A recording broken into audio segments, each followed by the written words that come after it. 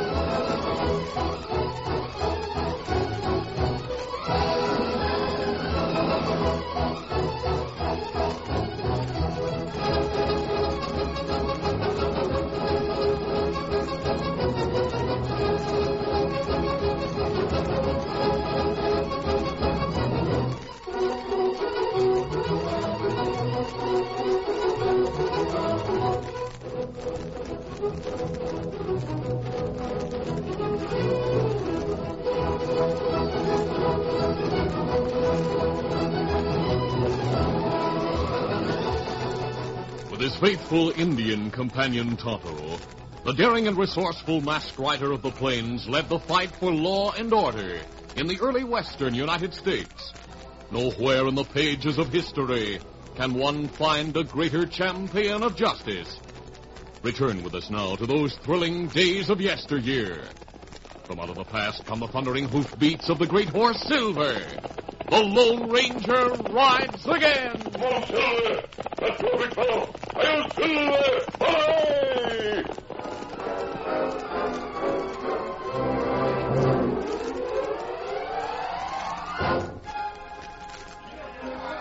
Al Starbuck, undercover man for outlaw Miles Hobson, had obtained the information he'd been ordered to get. He sneaked away from the loading area of the Overland Stage and Freight Hauling Company in Gateway City and met in the darkness with Chick Fallon, Hobson's right-hand man. Chick. Yeah? It's like Miles was told. There's a train of 50 to 60 freight wagons and about 5 passenger wagons leaving for California as soon as they can find drivers. Now, the boss here will take any drivers he can get. Tell Miles if he'll send a few of his boys down here, they'll get jobs.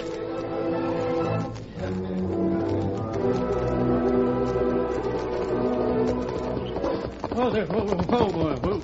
A few hours later, in a hideout far from town, Chick Fallon arrived with the news given to him by Al Starbuck. The door to the cabin was opened by Mollo, Miles Hobson's young and beautiful wife, a girl who married him only after the threat of death to herself if she didn't. She was blank-faced as she greeted Fallon. Miles and the boys are in the next room.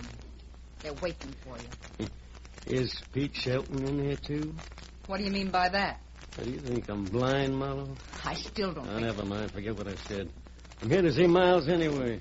Miles Hobson, who had been playing cards with 4 of his men, rose as Chick entered the inside room. Well, Chick, what's the word? Overland's sending 60 wagons to the coast, including 3 wagon loads of guns and ammunition. Guns and ammunition? There'll be no troop escort until the wagon train reaches Fort Taylor. Listen, Miles, they need drivers for that train before they take off. About 5 or 10 more. Al thinks 3 of our men could get jobs.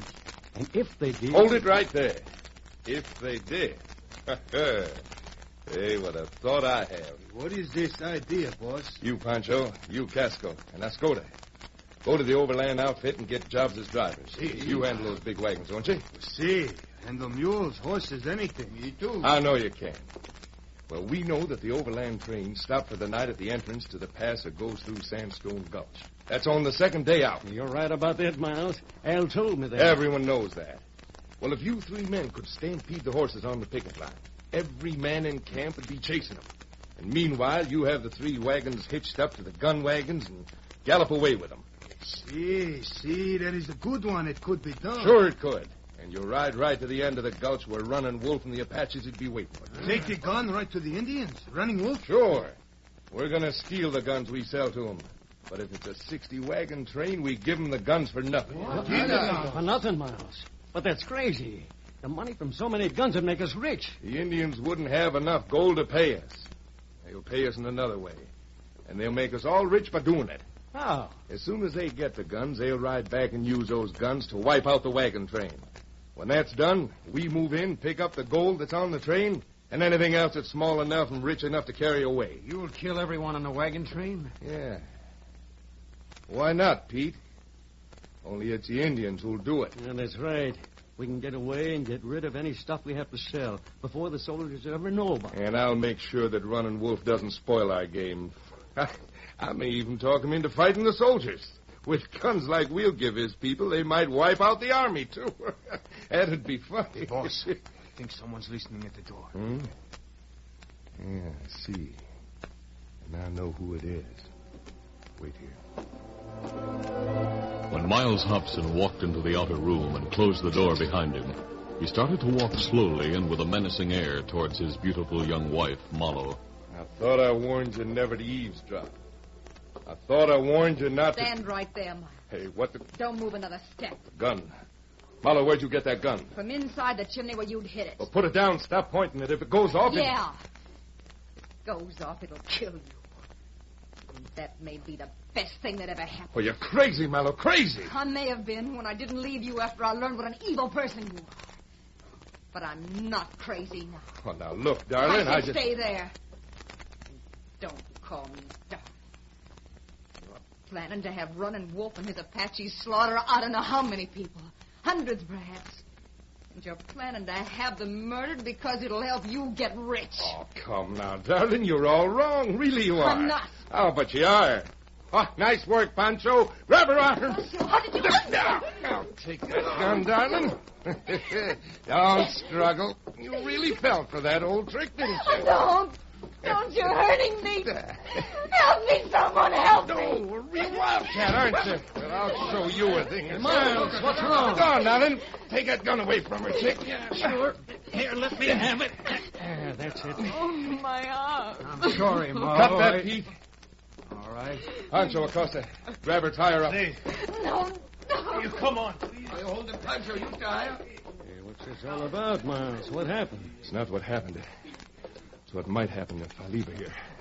What do you mean? She heard what we planned. She has a conscience suddenly. I don't want to kill her, but I can't chance leaving her here. You mean she's coming with us? Yeah, with you, Pete, and me. We'll manage to keep an eye on her, see that she doesn't escape.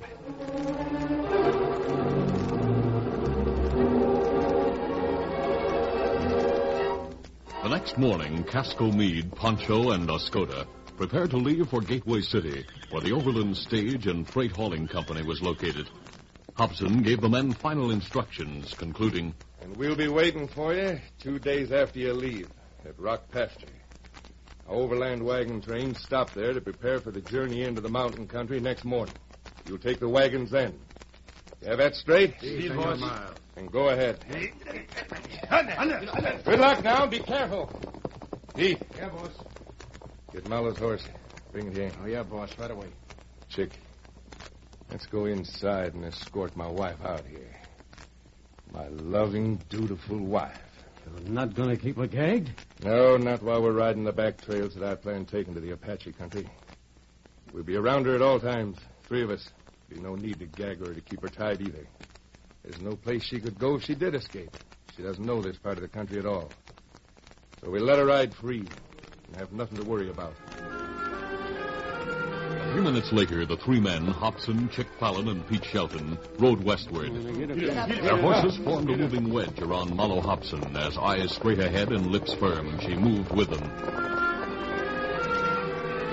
Whitey Kelso, hiring boss at the Overland Freight Company, was almost delirious with joy when he signed on Casco, Oscoda, and Pancho as drivers for the great wagons. I've landed just 3 drivers in order to get this wagon train started. Now that I have experienced men like you, we can set off in the morning. Vandy! What is it, Whitey? Spread the word around. Tell passengers, drivers, and guards we got the men we needed. We're taking off in the morning. Right. The next morning, Miles Hobson and his men broke the camp where they had remained for the night Get and him. continued their journey towards the Apache country. Once more, they formed a wedge around Mallow Hobson as they rode. And at the same moment in Gateway City, the great wagon train of freight and passengers started toward the west and the goal, California.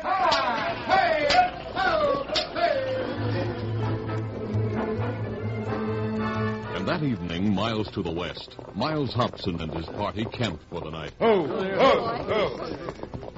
It's a good spot. It's near the Apache camp. I'll see Run and Wolf in the morning and get them ready for the attack. Chick. Yeah? Help Mallow from her horse. We'll take turns guarding her while the others sleep. The next day, Miles Hobson met with Chief Running Wolf and laid down the terms for turning over 3 wagon loads of guns to the Apaches. Running Wolf gravely considered the matter and gave his answer. Me agree. You give guns, we use guns. Catch 'em, wagon train. At Sandstone Gulch. We'll get the wagons to you there. We'll have Injuns. Many hundred Injuns wait there. When guns come, we take 'em. Kill people with wagon train. That's the idea. Now I'll tell you what else I have in mind.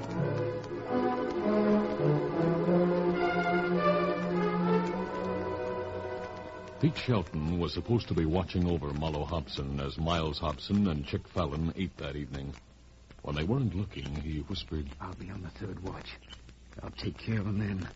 Be ready.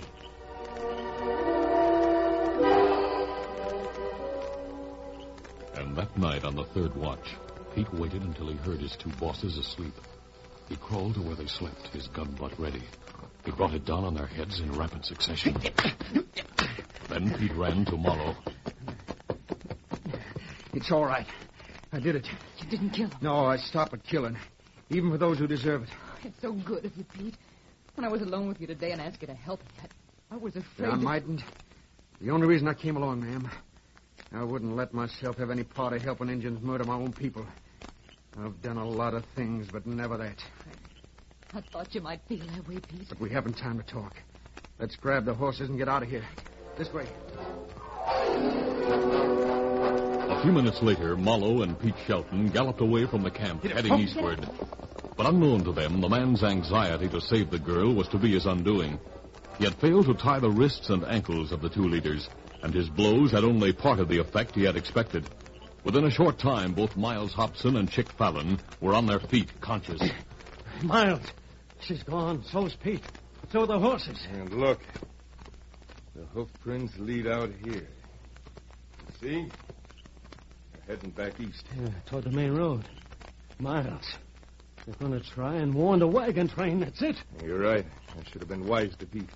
He didn't go for this job at all. And he does go for Marlowe. He doesn't like the way you treat her.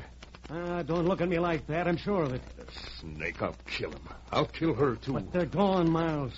They must have a few hours lead on us. If they've gone by the main The trail. only place they can be heading. You can go by the prints, and that's what they do if they want to stop the train. Yeah, but I know this country. You see that rise over there to the east? Yeah, what about it? Well, by riding hard over that rise, we'll reach the main road in a couple of hours. And by staying on the trail that they took, it'll take them 4 to 5 hours more to reach the same point. You mean we'll be waiting for them? Yeah. And Chick, Yeah? we're gonna kill both of them.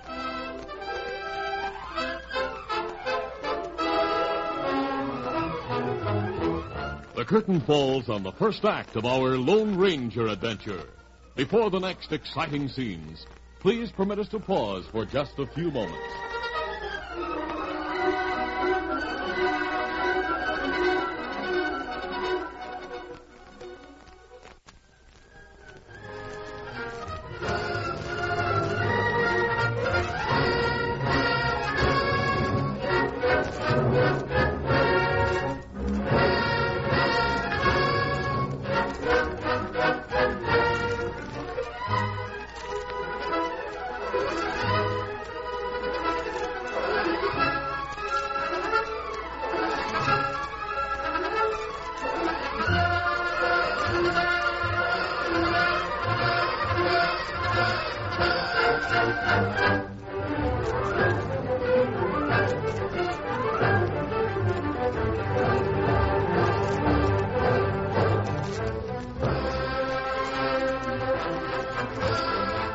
Now to continue.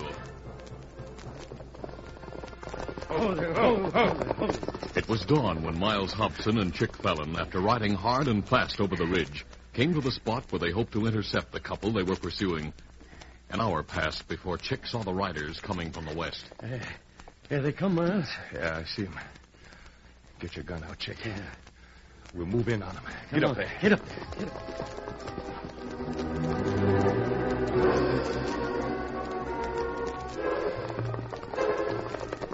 Pete Shelton, riding in advance of Marlowe Hobson, saw the horsemen coming down from the ridge while they were still half a mile away. He recognized the horses and the men who rode them. We're sunk. They came to and got here before us. Oh, no. Yeah. Marlowe, turn around. Ride fast up into those hills. Go as fast and as far as you can. I'll try and hold them off. You come with me. You can't stay I'm here. going to do it. I'll try to get them before they get me. Because if they kill me, it means a massacre of those people with the wagon train. No, Go but on, ride. If I escape, I'll go after you. Only save yourself first, now. I shouldn't, but... Oh, good luck, Pete. I'll try to find help. Get up, boy. Marlowe turned her horse, galloped through the brush, and started upward into the hills. Pete Shelton rode his horse among a group of trees and waited.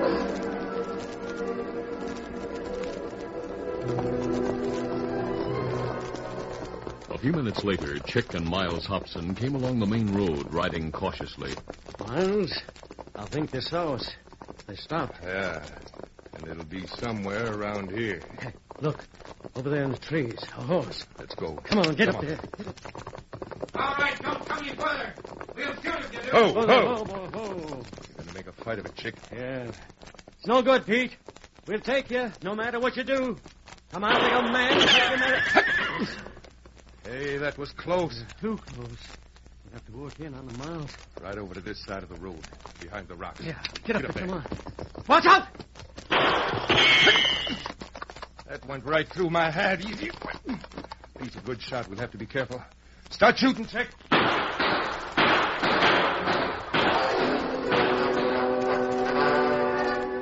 Hobson and Fallon, fighting with Pete Shelton in the brush, were unaware that Marlowe had ridden away into the hills. She rode desperately, without let-up, for hours. Hours in which every sound behind her seemed to be the one that would herald the approach of her murder-bent husband and his partner.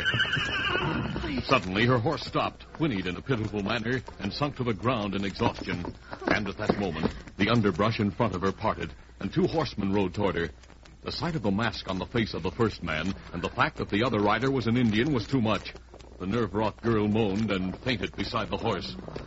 The Lone Ranger dismounted and hurried to the girl. She's fainted, Tonto. They must have scared her.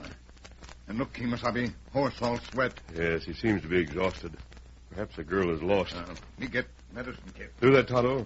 I'll try to revive her and learn what it is that brings her up here. The Lone Ranger used the medical kit from his saddlebag to revive the girl quickly. She was in terror at first, but the soothing words and manner of the masked man soon calmed her. After a long period in which she said but little, her brain became alert once more, and she blurted out the story of her flight and the reasons behind it. The Lone Ranger tensed as she finished. Running Wolf and his Indians are getting ready to attack the wagon train. Yeah. The train stops at the pass at the entrance to Sandstone Gulch. That's 20 miles from here. Pancho and Oscoda and Casco are to stampede the horses during the night. Then they'll drive off with the wagons and deliver them to Running Wolf. We must do everything possible to stop that. I'll take you on my horse, Mrs. Hobson. We start the main road now, Kimasabi? At once, Tonto. Mrs. Hobson gave me a good idea where Hobson and Fallon caught up to her and Pete Shelton. We'll ride there first.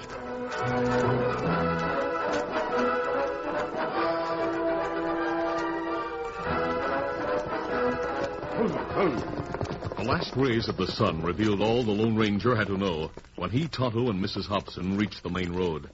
Two men were in the field away from the road, digging a hole in the ground. There was a body beside them. Oh, it's Pete. He's dead. Who are those two men? Not Not my husband or Chick Fallon. Oh, fella. Easy, Scott. Easy, fella. Tonto will help you to get down, Mrs. Hobson. Tonto and the Lone Ranger assisted Malo from Silver's back to the ground. Easy, steady, big fella. As the Lone Ranger dismounted and joined the Indian and the woman, the two men digging put their spades aside and raised their hands. Now, don't shoot. We have no guns. See, a man's dead. We have no guns. We're burying him. Put your hands down and don't be frightened of this mask. This woman is a friend of the dead man. Look at him. They killed him. Killed him. Please, try not to cry. There's too much to be done. Where did you men come from? We're with the Overland wagon train. It passed here an hour ago. Found this man dead, and they picked us to bury him. We're supposed to go ahead and meet the train. At the pass to Sandstone Gulch. It's there by now if it passed here an hour ago. Ah. Soon it'll get real dark. You ride there at once, Tonto. You too, Mrs. Hobson. I'll help you on my horse. There you are. Thank you. Come, Tonto. There's not a moment to waste. Easy, steady, Easy, big fella. Scott. Easy, fella. Come on, Silver. Come up, Scott.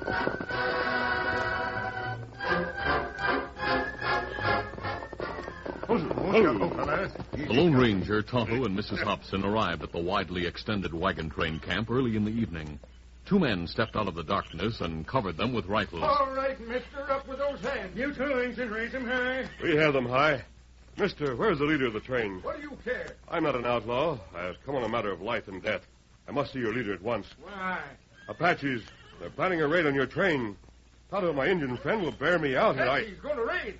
Well, don't just stand there. Come on, I'll take you to the man in charge right now. Whitey Kelso. Right this way.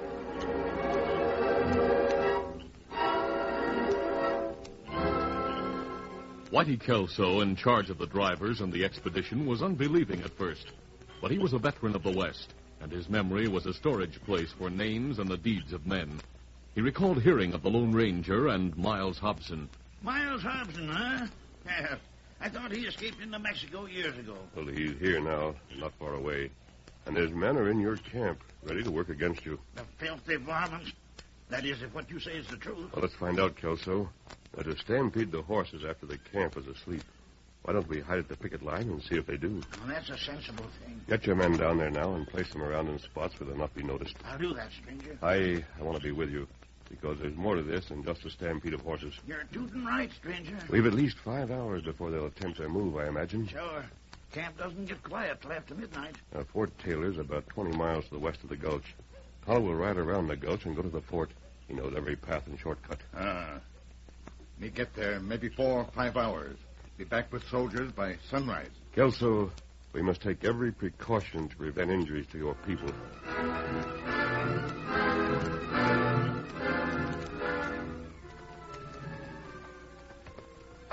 It was after 2 o'clock in the morning when the three crooks, Casco, Pancho, and Escoda, made their move to the lines where horses and mules had been tied.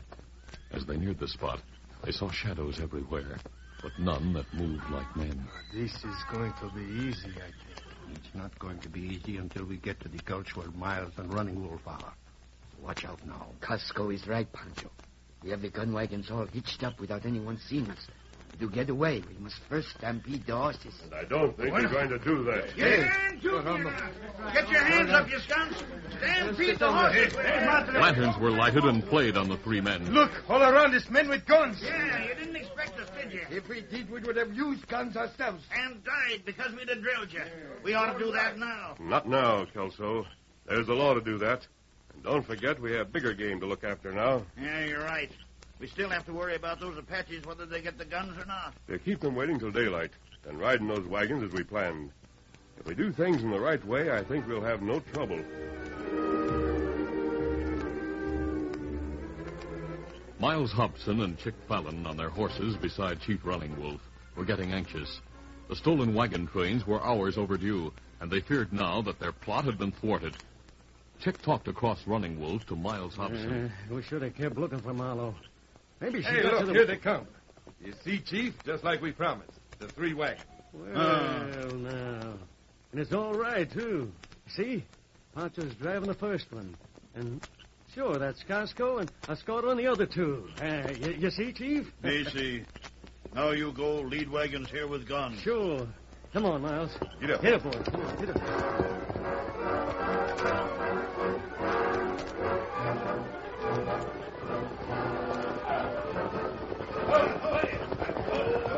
Chick Fallon was the first to reach the wagon driven by Pancho. Hold it. Pancho, what kept you? Been waiting for hours. Everything all right? I think so. You and the boss go to the back of this wagon, please. Quick, please. Well, let's see what's back there, Chick. Get up, boy. Get Are up. the guns falling out, maybe? The bandit chiefs rode to the back of the first wagon. Oh. There. Gasco, what's back here? We are, mister. Hey, what the... Welcome. Get your hands up, both of you. Why, you... Oh, my arm! Hey, who shot him? I did that. Don't you ask for the same, No, Fallon. no, get your hands up and forget about the gun. I'll get him up, all right. Oh, my arm. Well, a nice trick. Look, the wagon's full of men with guns. 2 other wagons are, too. We made your men drive us here so we could take the 2 of you. I'm laughing because there are 1,000 Indians up there. They'll ride down after hearing those shots and kill That every... is not so, Chick. Do not push me with that gun, senor. I will not try to run. You see up on the hill, senor? Up where your Indian pals are hiding? Do those look like Indians to you up there now? Well, I'll be... Miles, look. Oh, my arm. It's soldiers up on the hill. No. And down on the road. We didn't move toward the place where you people were until Tonto told us the soldiers were ready to ride in on you and your Apache friends. Soldiers want you and Hobson for gun smuggling and murder. How did this happen? Did Marlowe do this? Hobson's wife? No. She's back in our camp safe, though. She'll get a marriage annulment once she tells things to the court. But who did this to us? The masked man who shot your pal here. It was his friend Tonto, the Indian, who got the soldiers and told us they were ready to make the Apaches throw down their guns. By golly, they did, too. Hear that?